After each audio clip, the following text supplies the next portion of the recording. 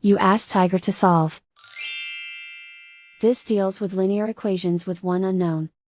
The final result is k equals -9. Let's solve it step by step. Simplify the expression. Group the coefficients.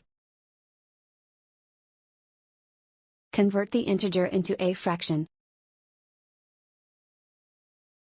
Combine the fractions.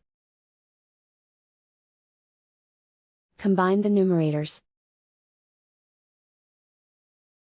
Isolate the k.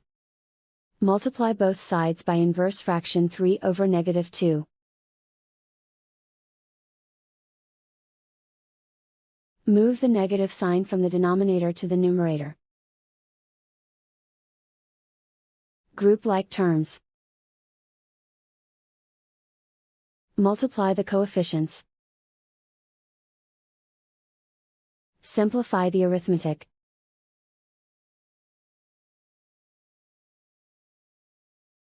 Move the negative sign from the denominator to the numerator.